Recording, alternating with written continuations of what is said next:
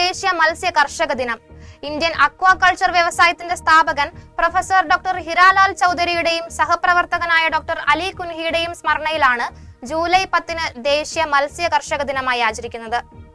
ഇന്ത്യയെ blue revolution എന്ന വിപ്ലവത്തിലേക്ക് നയിച്ചതിൽ മുഖ്യ പങ്ക് വഹിച്ചവരാണ് ഹിരാലാൽ ചൗധരിയും അരുൺ കൃഷ്ണനും. 1957 ജൂലൈ 10 ഒഡീഷയിലെ അങ്കുളിൽ വെച്ചാണ് മത്സ്യ കർഷക ദിനം ആദ്യമായി ആചരിക്കുന്നത്. നോക്കാം പ്രധാന വാർത്തകൾ. തിരുവനന്തപുരത്ത് കോളറ സ്ഥിരീകരിച്ച് ആരോഗ്യ വകുപ്പ്. 10 പേരിൽ രോഗലക്ഷണങ്ങൾ കണ്ടെത്തി. ഐസൊലേഷൻ വാർഡുകൾ സജ്ജമാക്കാൻ നിർദ്ദേശം നൽകി ആരോഗ്യമന്ത്രി. കാത്തിരിപ്പിന് വിരാമമിട്ട് വിഴിഞ്ഞം അന്താരാഷ്ട്ര തുറമുഖം. ചരക്ക് കപ്പൽ സാൻ ഫെർണാണ്ടോ തുറമുഖത്ത് ഇന്നടുക്കും. 3 മാസത്തിനുള്ളിൽ ട്രയൽ സജ്ജമാക്കും. ചോദ്യപേപ്പർ ചോർച്ചയിൽ പ്രതികരണവുമായി NTA. നീറ്റ് UG ചോദ്യപേപ്പർ ചോർന്നത് പാട്നയിൽ മാത്രം. നിലപാട് ഇന്ന് സുപ്രീം കോടതിയിൽ അറിയിക്കും. രാജമൗലിയുടെ RRRനെയും യാഷിന്റെ KGFനെയും പിന്നിലാക്കി പ്രഭാസ് ചിത്രം കൽക്കി 2898 AD. ബോക്സ് ഓഫീസിൽ 900 കോടി കടന്നാണ് ചരിത്ര നേട്ടവുമായി മുന്നേറുന്നത്. ചിത്രത്തിലെ പ്രധാന വേഷങ്ങളിൽ ഇന്ത്യയിലെ അതുല്യ പ്രതിഭകൾ അണിനിരന്നു. യൂറോ കപ്പ് ചരിത്രത്തിൽ ഏറ്റവും പ്രായം കുറഞ്ഞ ഗോൾ സ്കോററായി സ്പാനിഷ് താരം ലാമിൻ യമാൽ. ചരിത്രം കുറിച്ചത് ഫ്രാൻസിനെതിരെ ഗോൾ നേടി. 16-ാം വയസ്സിലാണ് ലാമിൻ റെക്കോർഡ് കരസ്ഥമാക്കുന്നത്. വാർത്തകൾ വിശദമായി. സംസ്ഥാനത്ത് കോളറ സ്ഥിരീകരിച്ചു. കർശന നിർദ്ദേശവുമായി ആരോഗ്യവകുപ്പ്. നെയ്യാറ്റിൻകരയിൽ പുനരധിവാസ കേന്ദ്രത്തിൽ നിന്നുള്ള വ്യക്തിയിലാണ് ആദ്യം രോഗം സ്ഥിരീകരിച്ചത്. കൂടുതൽ സാമ്പിളുകൾ പരിശോധനയ്ക്ക് വിധേയമാക്കുമെന്ന് ആരോഗ്യവകുപ്പ് അറിയിച്ചു. DMOയുടെ നേതൃത്വത്തിലുള്ള 15-അംഗ സംഘമായ റാപ്പിഡ് റെസ്പോൺസ് ടീമാണ് പ്രതിരോധം ഏകോപിപ്പിക്കുന്നത്. വിഴിഞ്ഞം അന്താരാഷ്ട്ര തുറമുഖം ട്രയൽ റണ്ണിന് സജ്ജമായി. മെസ്ക് ചാർട്ടേഡ് കമ്പനിയുടെ മദർഷിപ്പ് സാൻ ഫെർണാണ്ടോ വിഴിഞ്ഞത്തെത്തും. 2000 കണ്ടെയ്നറുകളുള്ള പടുകൂറ്റൻ കപ്പലാണ് ഇന്നെത്തുന്നത്. നാളെ രാവിലെ കപ്പലിന്റെ ബെർത്തിംഗ് നടക്കും. വാണിജ്യ അടിസ്ഥാനത്തിൽ തുറമുഖം പ്രവർത്തന സജ്ജമായി കഴിഞ്ഞതായും അധികൃതർ അറിയിച്ചു.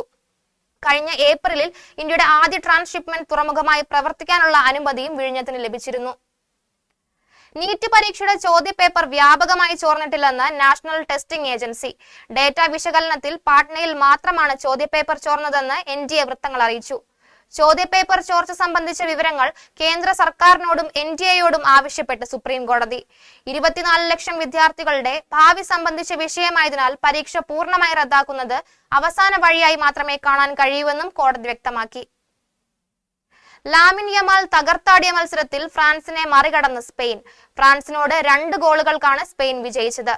15-ന് നടക്കുന്ന ഫൈനലിൽ ഇംഗ്ലണ്ട് നെതർലാൻഡ് വിജയികളെയാണ് സ്പെയിൻ നേരിടുന്നത്. ഗോളിന് പിന്നാലെ യൂറോയിൽ കളിക്കുന്ന ഏറ്റവും പ്രായം കുറഞ്ഞ കളിക്കാരൻ എന്ന റെക്കോർഡും ഇതോടെ ലാമിൻ യമാൽ സ്വന്തമാക്കി. രാജമൗലിയുടെ RRRനെയും യാഷിന്റെ KGFനെയും പിന്നിലാക്കി പ്രഭാസ് ചിത്രം കൽക്കി 2898 AD.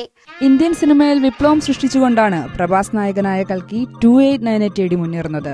തെലുഗു, ഹിന്ദി, തമിഴ്, മലയാളം, കന്നഡ എന്നീ ഭാഷകളിലെത്തിയ ചിത്രത്തിന് മികച്ച പ്രതികരണമാണ് തിയേറ്ററുകളിൽ ലഭിക്കുന്നത്. ചിത്രത്തിന്റെ വിഷ്വൽ ക്വാളിറ്റിയും പുത്തൻ 3D എഫക്റ്റും തന്നെയാണ് ചിത്രത്തെ ശ്രദ്ധേയമാക്കുന്നത്. വൻ താരനിര അണിനിരക്കുന്ന ചിത്രം രാജമൗലിയുടെ RRRനെയും പ്രശാന്ത് നീലിന്റെ KGFനെയും പിന്തള്ളിയാണ് 900 കോടി കടന്നിരിക്കുന്നത്. ICJ ന്യൂസിനു വേണ്ടി അനുജ. പ്രധാന വാർത്തകൾ ഒരിക്കൽ കൂടി.